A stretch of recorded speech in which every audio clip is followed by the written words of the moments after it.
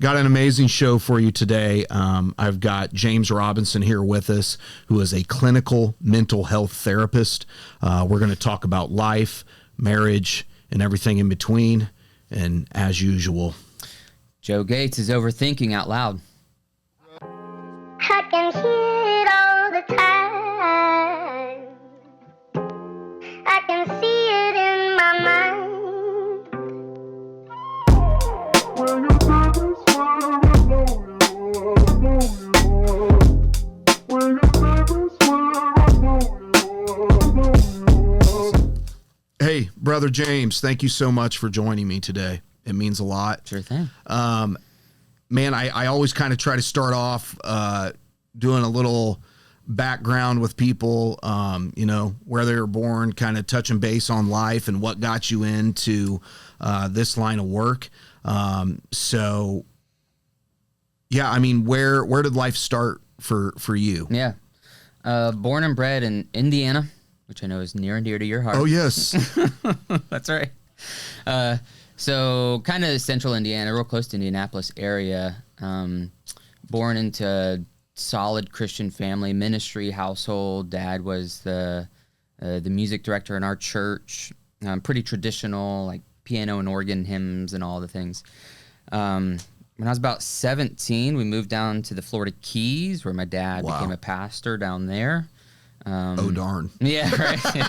The same response I get from everybody. Yeah. Right? Oops. Yeah. And I studied church ministry, went to college in Jacksonville and studied church ministry there, and went full-time straight out of college into church ministry. I worked for my dad for about a year, but then wanted to kind of come out of his shadow and moved out to Texas to go be a youth pastor out there, started my marriage out there. So we were out there for 5 years, I think, and moved back here. My wife is from the central Tennessee area, so this is where we moved back here about 7 or 8 years ago now. Yeah. And out in Texas, had gotten into therapy myself as a client. Just needed to work on some things and needed some help on it, and that kind of I don't know, that got under my skin. It was just like, man, this is a different it's a deeper level of discipleship and transformation than I had been taught. Yeah. And so loved it. And was like not on the radar. You're thinking, I'm just going to go. No, pastor, yeah, like exactly. Well, and, yeah. Back then, I was probably still had a little bit of that feeling of, well, I should have everything I need in the church. Like therapists are for people who don't go to church, or people who have really bad problems, who've been criminals. But I had to swallow my pride, and I just needed help. So and I found this is a wonderful world. Yeah, so, man. I think over the years I've realized and feel like therapy is a working part of the life. Oh yeah, and everyone could benefit. Yes. Just having that thing to lean on as we try to navigate through life. Did you know that you were always wanting to kind of follow in Dad's footsteps in regard to ministry and that life? Yeah, it was, I was 11 years old when at a summer camp, church camp service, I said, I'm going to go into full-time ministry. Wow. And so my teen years were very different from kind of the standard normal teen life. I was training for ministry. Wow. So, early on, that was just kind of my trajectory. That's awesome. Mm-hmm. You don't hear very much that people really truly figure out what they want to do at a young age like that, and God put that calling on your life at such a young age. And thank you for sharing that. I want to get into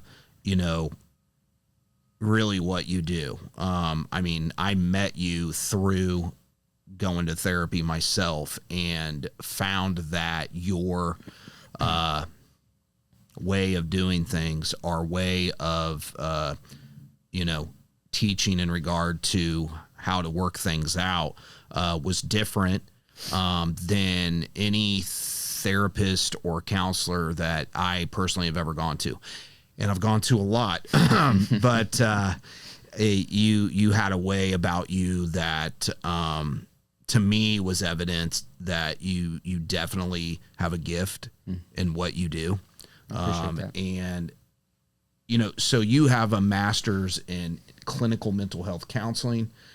You're also a Christian and a faith-based therapist, which for someone like me or other people who do consider themselves believers, I feel like that's when it comes to counseling and things of that nature, that's a very important aspect, because you never know who you're going to get, and counselors, and things of that nature. How do you come to the conclusion in some cases that the issues a client is having may or may not be able to be cured in the spirit or deliverance, and more than likely would need medical help, maybe medication or something other than prayer and spiritual work? Because, as Christians, it's just like, pray about it, pray about it, pray about it. Give it to God, give it to God, give it to God. And I've had many situations in my life where, like, man, I can't get rid of this thing, and I'm praying and I'm asking God to take it, and it's still there and nothing's happening. So when someone comes to you and says, I've got this issue and I'm praying about it, and the advice that you give them, it could be detrimental or could be the path that they need to go down, or however that is. And somebody says, James, I've been praying, man. I've been reading my Bible. I've been writing about it. I've been doing this and that. How do you decipher that and make that decision on what direction to lead somebody? Right. Yeah. These are some of the earliest questions I was asking and wrestling with other good friends and mentors and believers. Because the question is, how do you balance our spirituality and our spiritual being with our emotional experiences, with our dysfunctions that are just common to man, right? I don't need the devil necessarily to tell me to sin. I'm just a sinful creature, right? But I do have an enemy, a spiritual enemy who knows my weaknesses and knows how to tempt me and lure me. So it's kind of like, for me, the approach I've landed on is I really try to take a holistic approach in a lot of what I do. So recognizing we're spiritual creatures, we're physical, we're emotional, we're social, we're intellectual, we're multifaceted, and rarely do we have a problem that's one-dimensional. Yeah. Right? I don't know, if you read the life of Christ, people show up sick and he's casting out demons. It's like, well, how did you come to that conclusion? Right. Yeah. So that'll lead me to my next question, by the way. Great. Yeah. So it's I think the biblical approach is to think of this holistically, that I'll have people who've come to me saying they've gone to all the deliverances, they've done all the things, but they just have to keep going back to those because nothing's changing. And it's like, perhaps there was a demon, perhaps there is a demon. Maybe it needs to be cast out. Maybe there's just some spiritual maturity that's lacking. Maybe you do need some more biblical knowledge. I'm not gonna dismiss any of that, but that's not all you need. Yeah. There's a verse in Scripture, I think it's in one of the Pauline letters. He says something to the effect of, walk out your salvation, or work out your salvation with fear and trembling.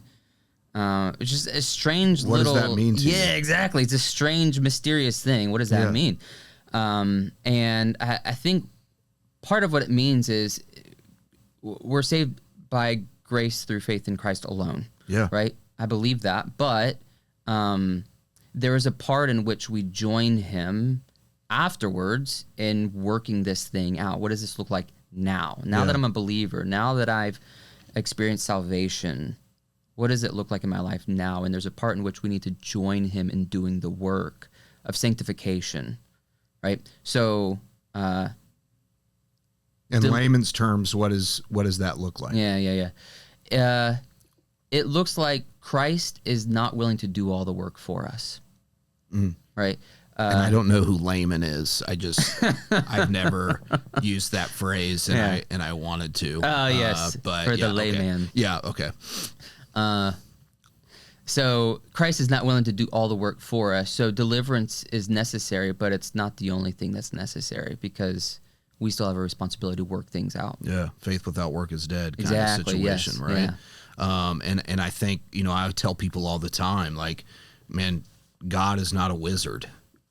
Like sometimes we think he's like this, like, this is my wish, dear Lord, grant it to me. Thank you. Yeah. Bada bing, bada boom. Like Yeah. it doesn't work that way. Genie in a bottle. Yeah, genie in a bottle. God is not a genie in a bottle. And I find myself saying that a lot to like people who I don't know necessarily want to call them non-believers, but who are not even attempting to practice Sure, yeah. a Christ-like way of life. Right.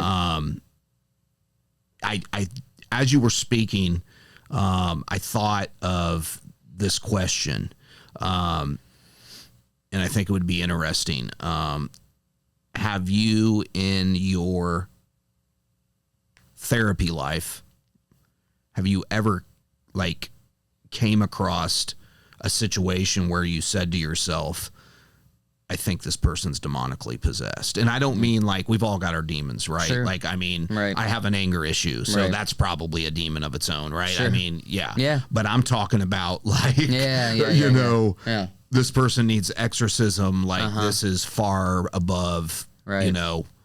my pay grade. Yeah. And then had to have said to somebody, look, this is gonna, you know what I'm saying? Yeah.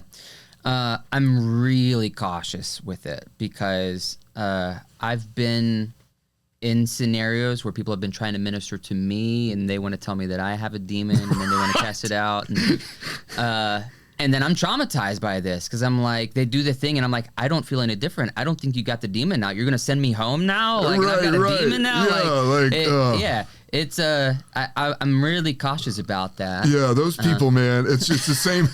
It's the same kind of people that like think that they may have the gift of prophecy, but like they start telling you something and you're like, no, no, I'm not actually experiencing that at all. But thank you. Or they're like shouting out in tongues, but they're not really speaking in tongues. Anyway, sorry, that just made me think you got a demon in you. No, I don't actually. I'm just kind of having some issues right now. But so I work with the. I've heard a couple different categories for how to think about this. Demon possession versus demon oppression. It's two different things, right? I tend to work more, and I feel like I could.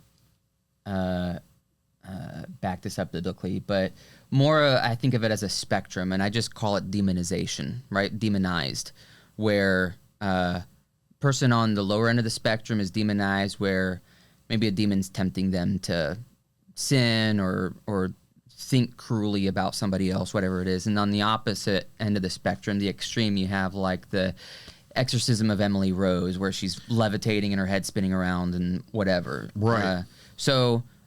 To that end, you are correct. I think everybody who comes in to see me is wrestling with demons to some degree.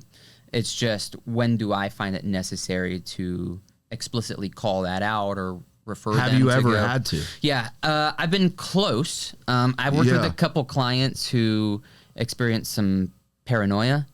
And when they start saying that they're seeing signs and they start to believe these outlandish stories. Yeah. There's a part of me that's like, boy, I think you might got a demon in there. Right. Like, James, I'm not getting along with my wife because the CIA keeps talking to me in my head. Right. Yeah, exactly. And it's interrupting our conversations. Yeah, so, and with some of these clients, actually interesting, several of them are believers and would say that they are very diligent about praying against the demonic warfare. Yeah. So they have a good bit of this kind of awareness.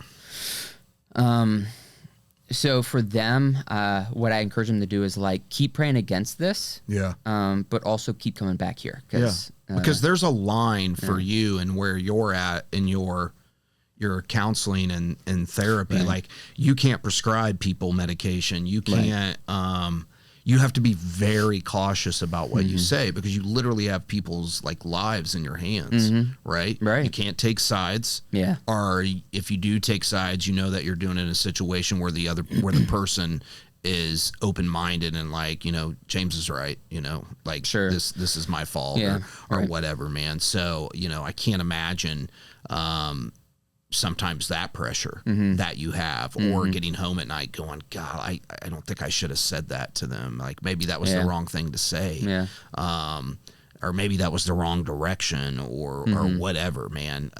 So you truly in what you do and what you say to people, you have to fully and solely rely on the direction of the Holy Spirit. Yeah. And which scares me for therapists and whatnot that have no belief in God and have that degree. Absolutely. Like, whoa, what are you relying on, Right. you know, to give this direction? Right.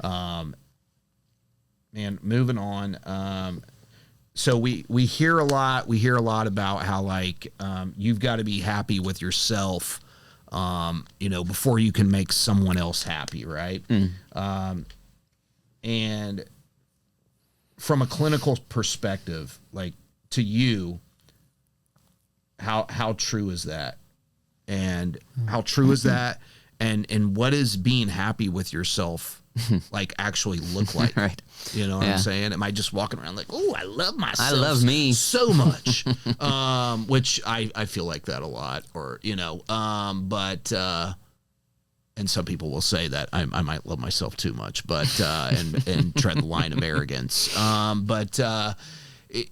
Yeah, man. I mean, what does it mean? You know, I like to think, man, if I'm reasonably happy, I'm good.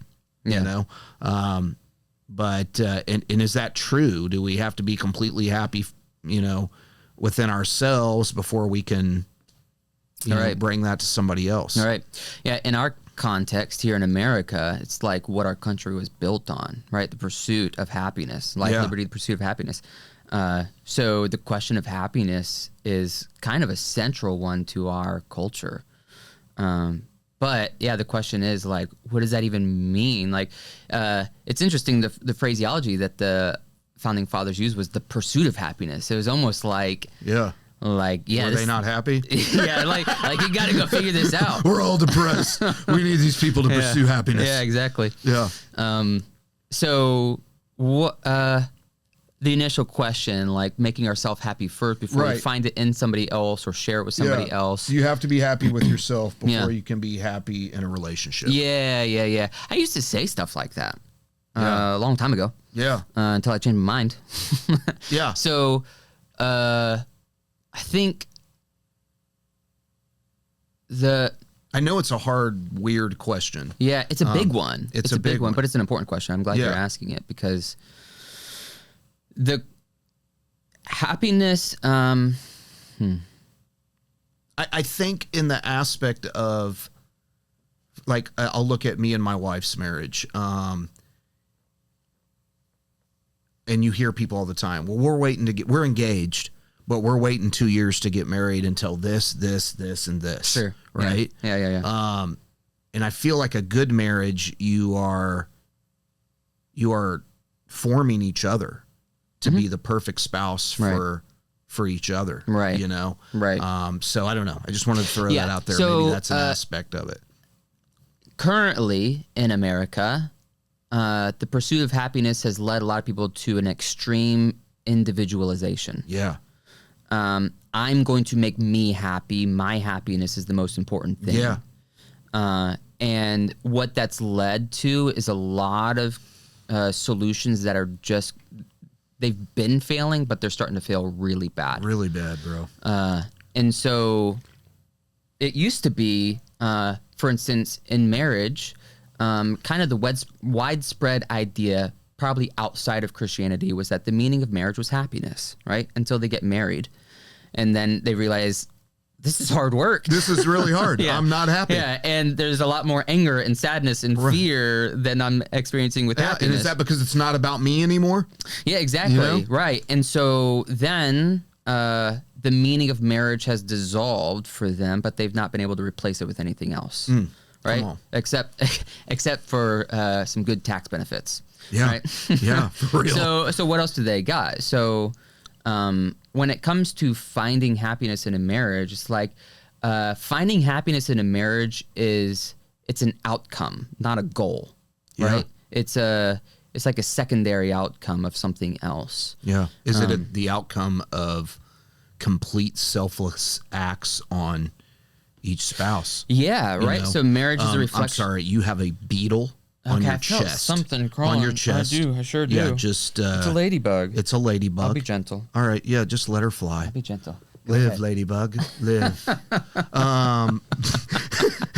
Don't cut that out, Trent. Thank you. Okay, that's one of the best parts of the show. Thank you for being a good friend. No problem.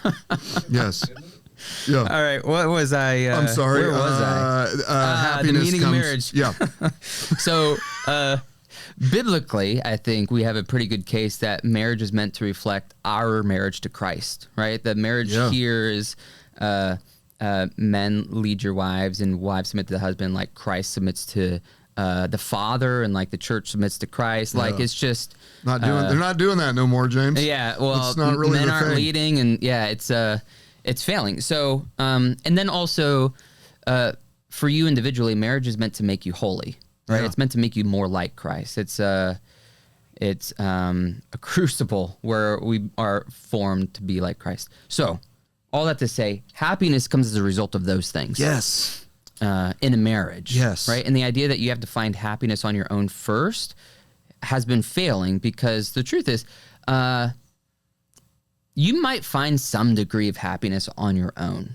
I don't doubt that. You can, I mean, we live in the land of opportunity. You can go numb your brain and Yeah. find all sorts of dopamine hits and Yeah. like you can do that and get some sense of fleeting happiness, Yeah, but dopamine's not joy. it's not going to last and it's going to leave you worse off. Yeah. Right? So biblically, from the beginning, God saw Adam alone and said it's not good that man should be alone. Yeah. Right? Like the order of creation was to Yeah. give God's us like, look at this dude. yeah, right? He's Freaking miserable. lonely. Yeah. Miserable guy. Guy just sitting Yeah. in the garden chilling. He's lonely. There's he's probably going to eat the fruit. I probably need to get a logical woman Yeah. to sit with him. Yeah. That backfired a little Yeah. bit, but yeah. Right. So from the beginning, biblically, the idea was we find our fulfillment with others, not just with God, but with other human beings as well. Yeah. And I don't know, current neuroscience is backing this up, where it's Yeah. like joy that's shared is always doubled. Grief that's shared is always cut in half. Yeah. So we're just built to find a greater level of happiness Right. in relationships. Yeah. And that is not like, or maybe it is in a sense, it's not those dopamine hits that you're talking about, those outside things. I want to feel good right now. Mm-hmm. I mean, as a recovering alcoholic and drug addict, like that's what I chased forever. Sure. I need to feel good right now. Right. What's going to make me feel good right now? Whether that be booze, sex, drugs, buying things, Yeah. whatever It's it endless. is. You can find anything. And you really, when I asked that question, when I wrote that question, it came from a genuine place because you hear all the time, like, man, you got to be happy first before you Sure. can be happy with somebody else. Right. And you just really put it into perspective because as the way you put it, that's just not true. Mm-hmm. That's just not the way it goes, Right. How significantly does our family of origin, the way we saw our parents interact, actually blueprint the way we behave in our own adult lives or marriages? Yeah. So in really quick terms, how much does the way we watched our parents be, how does that affect us now as adults, as humans in life, and in marriage. Yeah. You know, The short answer is a lot. So we will tend to follow our models from childhood,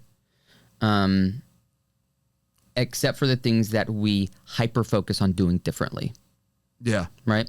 Man, yes. My in my experiences, I don't know, I'm trying to think of ways that I'm hyper focused on doing things differently, but As soon as you said that, I knew exactly what it was. The thing every for kid me. says is, Yeah. I'm not going to be like this. I'm going to, Yeah. but then like you wind up being like your dad in every other way. Yeah. Right. I will say I got hyper focused on not being soft with my sons. Mm. My dad was both of my parents Yeah. coddled me Yeah. my Yeah. whole life. Right. My mom was like literally feeding me my food with a Yeah. spoon at 5 years old. Mm-hmm.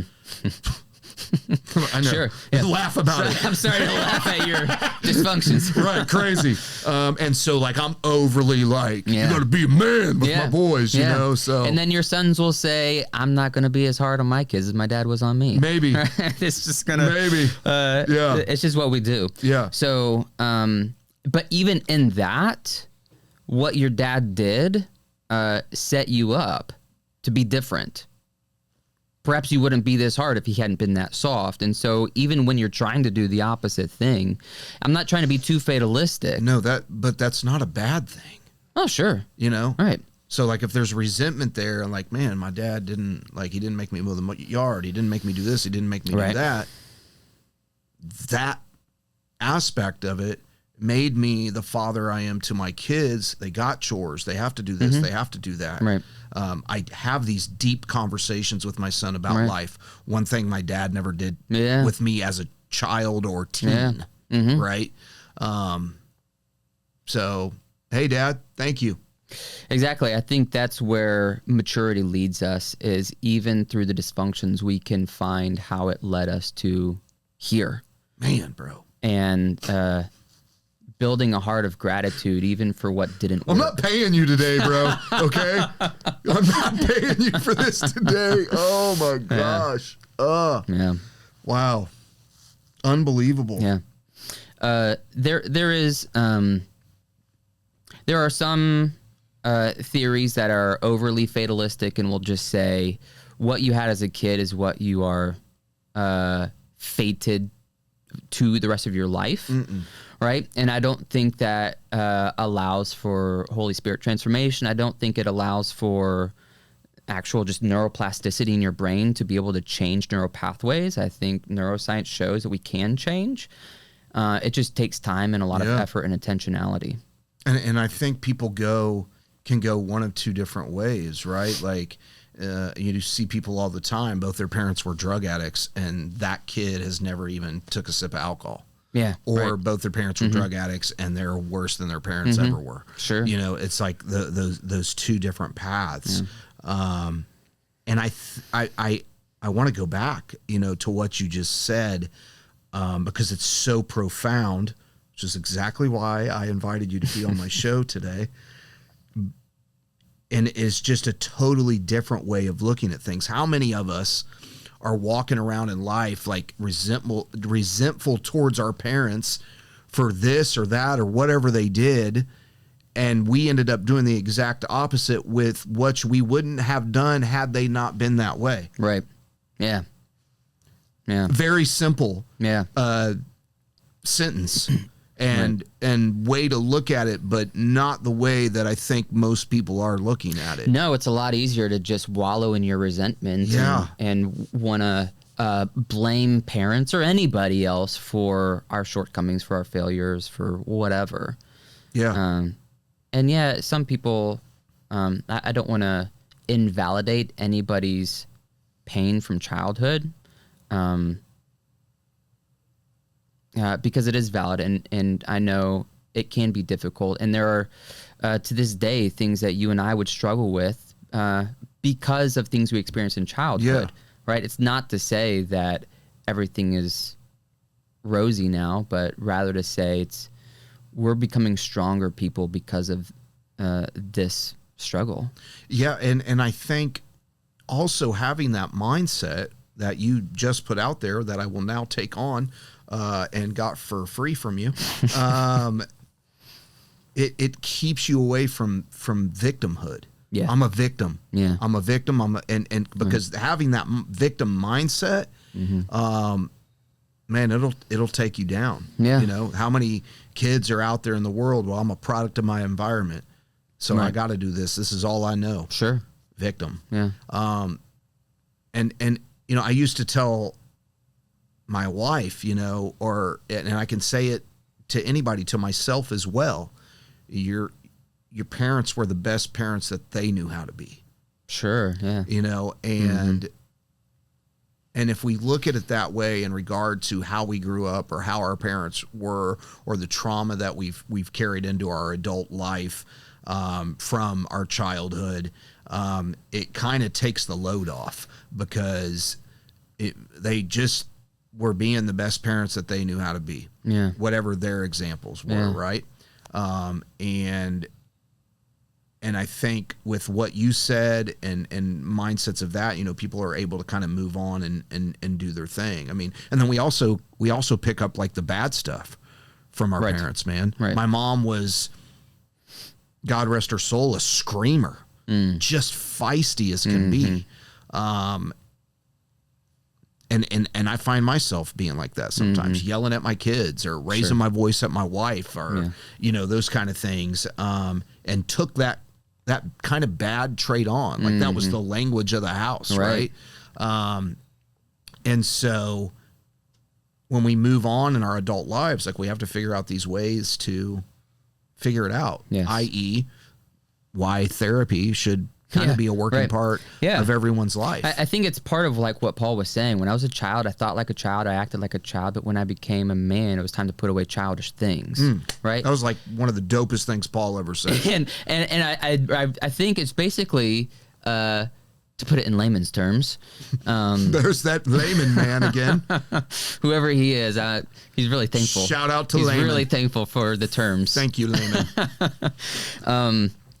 I think what it means is the moment we stop blaming our parents and everybody else for our own problems, and instead we choose to take responsibility for our own problems, that's the moment we take back our own power and our own authority. Yeah, right. Absolutely. When we take responsibility, we take authority to do something about it. Yeah. Right. But as long as we're blaming others, we're giving them all the power. Yeah. And they're never going to correct it for you. Yeah. That's. I was being funny. I had a funny question. I was going to be like, scientifically, do you think that is possible for women? No. But no, I mean, I get it. Is that even a possibility in their makeup? Yeah. No, it is. And, you know, I think we all have wonderful women in our lives that, take the time to look at themselves and whatnot. Man, I appreciate it. We got a few minutes left. I hate looking down at my questions, but I've got some good ones. We talk a lot about communication, and this is more of kind of like a marriage question, or just a question between, you know, people think that great communication is just like we talk a lot, right? We have a lot of conversations. Sure. But what are the specific communication habits? This is kind of taking us down a different road. What are the specific communication habits to you? This is literally your personal opinion and everything you've seen through your line of work. Yeah. That specifically could or is silently killing intimacy between partners. There's an old saying, I don't know who said it, but it's something along the lines of, the greatest problem with communication is the illusion that it's actually happened. Right? Yo. Wow. And what we have is, like you just said, a lot of people doing a lot of talking, but not a lot of communicating. And I feel like so much of what I do, especially with my couples, well, part of it is I just need some of them to just start talking, because they're just not talking at all. Yeah. Right. That's a good start. but it's also talking about the right things, Yeah. right? Communication isn't just about who's going to pick up the kids and how are we coordinating the calendars and what time do you get off work and who's stopping by the store. Like, And why is the laundry still laying yeah, there? those are you the know? pragmatics Yeah. of marriage, and you need to communicate those. But you can be communicating all of those and still be silently killing your intimacy, as you said, because you're not communicating the more important things. What I'm constantly trying to get my couples to do is communicate their feelings, right? Which is such a therapist answer, but communicate your feelings. So I'll practice it with them in the room and be like, okay, they'll give me an That's got to example. get awkward sometimes. It does, but especially the tough guy. Yeah. It's a lot of like the okay. Yeah. So, but I mean, if they're not going to practice it with me, they're not going to do it at home. Right. So, what I try to do, I might take like a situation from the last week. I came home and I don't know, she was angry with me, and I asked her what I did, and she wouldn't tell me, and so She said she was fine. and so I went off to my room and whatever, and then it's like, and then what happened? They're like, nothing. We ate dinner, and I'm like, you just sat in that? That's horrible. That's awkward. That's It is. so uncomfortable. And Oh, it sucks. like, I can't do that. I gotta let's talk I gotta about it. know. Like, I gotta figure this out. So it's like, okay, let's try this now. So, wife, what were you feeling? I felt like he cares more about work than he cares about me. And I say, pause. That's not a feeling. That's a story. You just shared a story, which I'm glad you did. But now he's defensive because he's like, are you kidding me? I'm working for you. I'm providing for you. I come with my paycheck and I hand it right over to you. It's like, no, if you lead with the story, if you communicate the story without any of the feeling, you're just going to go back and forth. And Maybe like we this. could like hire you to just hang out in the house, and every time you hear a story, you're like, that's a story. That's not a feeling. That's not a feeling. Yeah. Time out. Yeah. Right. Storytelling. So if she said, okay, fine, I feel unprioritized, right? Okay. I feel, and I'd be like, well, okay, what is that like? What is that like for you? And then I'm not even gonna go check in with him. Yeah, I want to know, what is she feeling? She maybe I don't know, she would never give it unprioritized. She'd be like, I feel angry. I'm like, oh, okay, yeah, I get angry. Angry is a safe one to say. Yeah. Let's dig a little deeper. Yeah. Right. What's underneath the anger? Well, I'm angry because this happens all the time, right? And how does it feel when it happens all the time? I just feel lonely. All right. That's what we're looking for. Yeah, we're getting a little deeper. It's a little more vulnerable. Yeah. And he can connect to that now. Right. He can connect that because he's like, yeah, you're right. Coming home late every day, like, I think I feel lonely too. It's like, oh, he feels it too. He just connected to her feeling. Yeah. So communicating the feelings.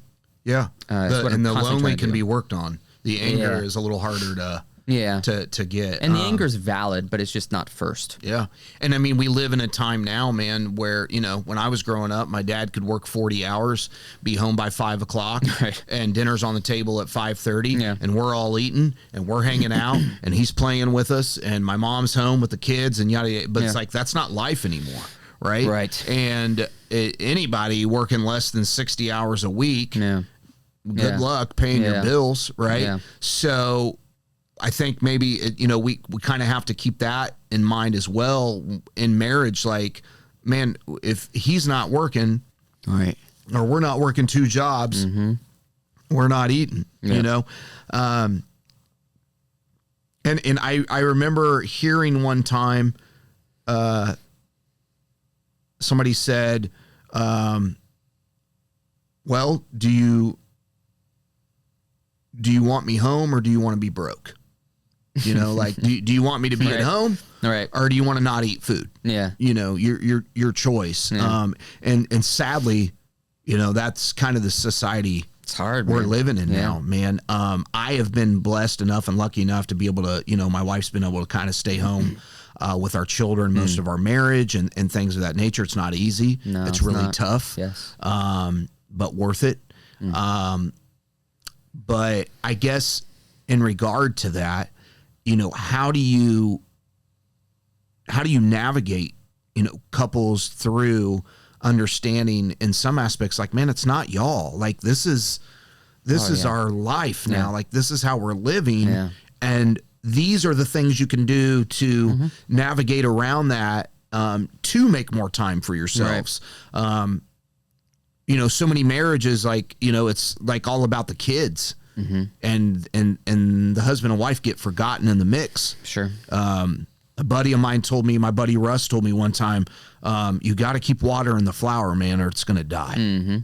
And shout out to Russ. But and that's true. And us giving all of our energy to our kids is not watering the flower. Right. And, you know, how do you navigate couples through that and what you're seeing through your sessions? Yeah, it's funny. I say something very similar.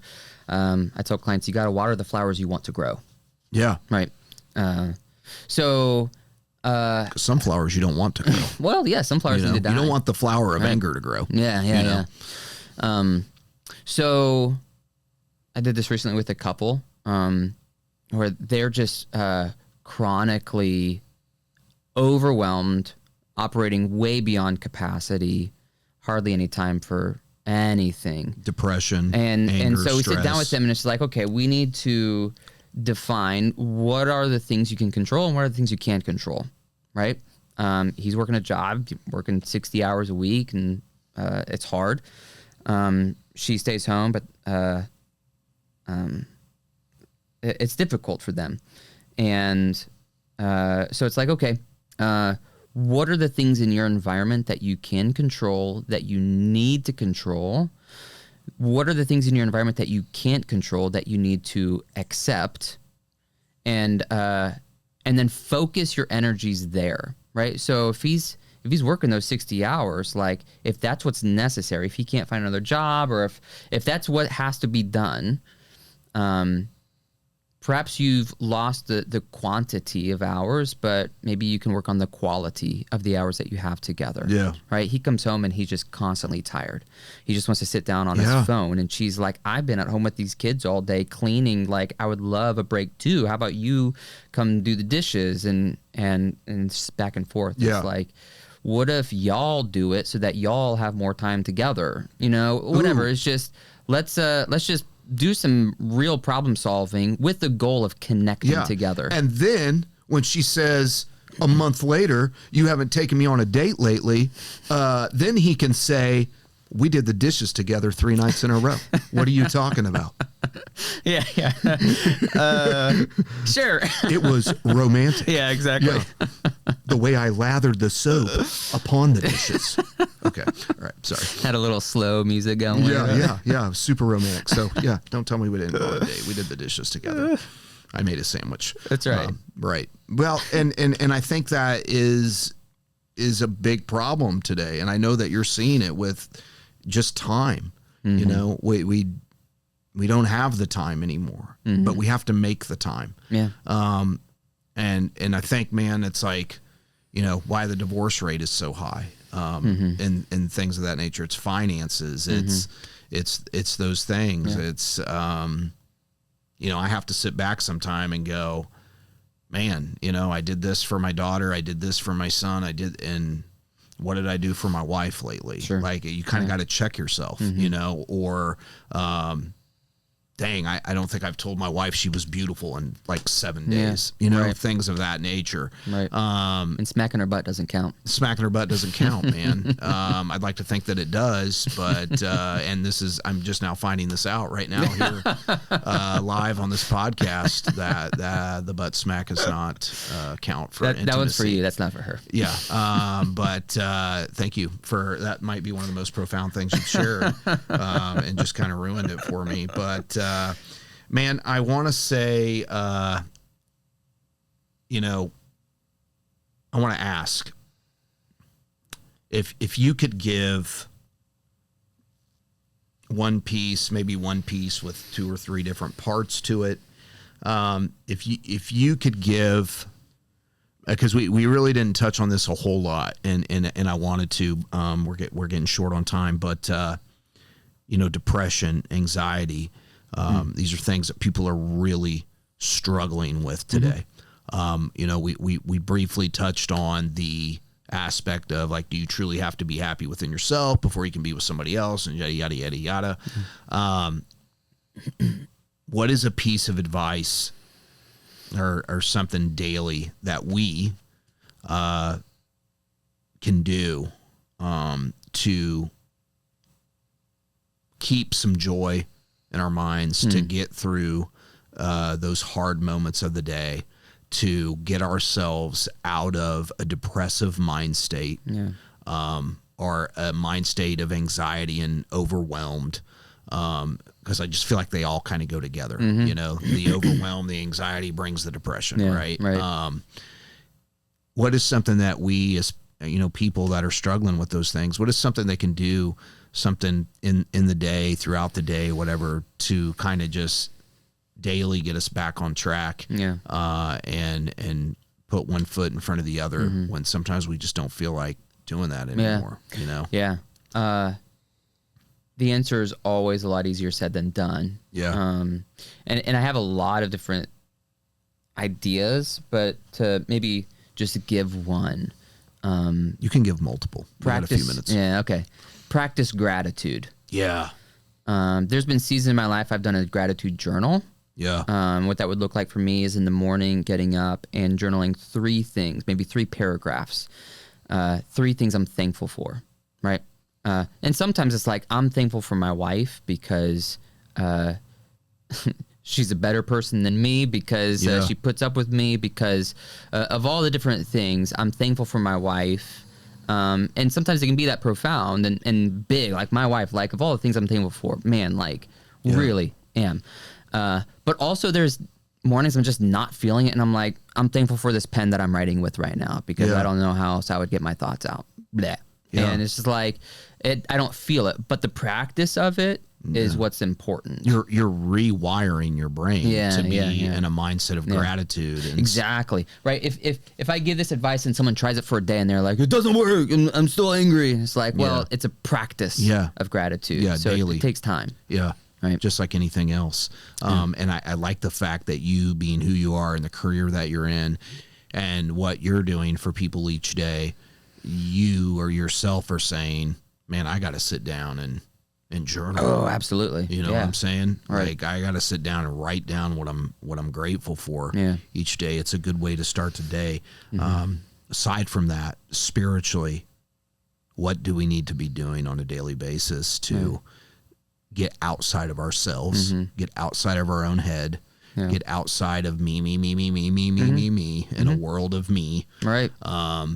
And once again, practice a way of thinking outwardly towards other people and loving other people, instead of constantly thinking about ourselves. I think it's totally appropriate to really just direct your gratitude towards God, right? And so oftentimes, whether it's in my journal or just a straight prayer, I will just spend time in prayer thanking Him. Because what the prayer, what the gratitude is doing is it is redirecting. It's like it's redirecting from, I've earned all this, I'm building all this, I'm the one who's the master of my, like, it's putting us in a position of receiving. Yeah. And being in a position of receiving is always the more vulnerable position. Yeah. Right? But it's why we have the sacraments. It's why we take the Lord's Supper. It's why there's foot washing, is because this is about you receiving grace. And we're not good at that. No.